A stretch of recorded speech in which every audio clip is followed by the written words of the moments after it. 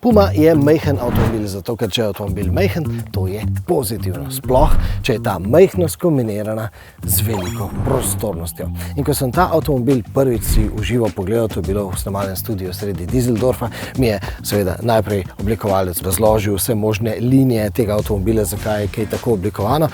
Na koncu pa mi je pokazal tudi prtljažnik. In takrat sem videl, da ta avtomobil je res poseben.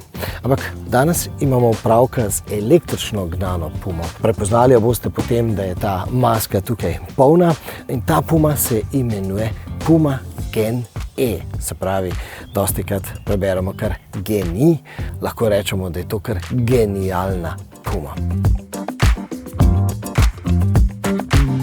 Zdaj je seveda čas, da vam pokažem, v čem je genialnost te Pume.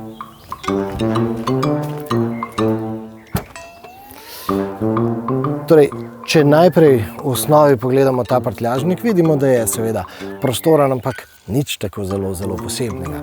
No, potem ta prtljažnik povečamo s tem, da uporabimo tudi tisto dvojno dno. Ampak še vedno ta prtljažnik je zdaj samo zelo velik.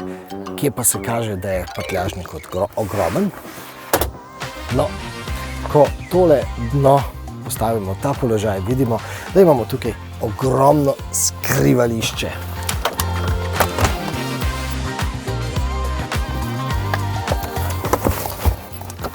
Torej, v bencinsko gnani Pumi imamo tukaj luknjo, ki jo pri Fordu imenuje Megabox.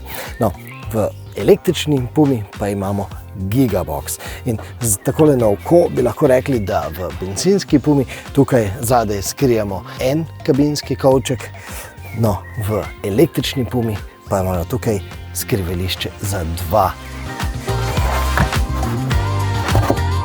Da je Puma majhna, no to je prednost tudi v tem, da ima lahko samo 42 kWh veliko baterijo, pa bo varčnemu vozniku kljub vsemu ponudila precej uporaben doseg. Z občutek naj povem, da pri 86% napolnjenosti podatek na armaturni plošči pokaže doseg 302 km. Seveda, to velja za tople mesece.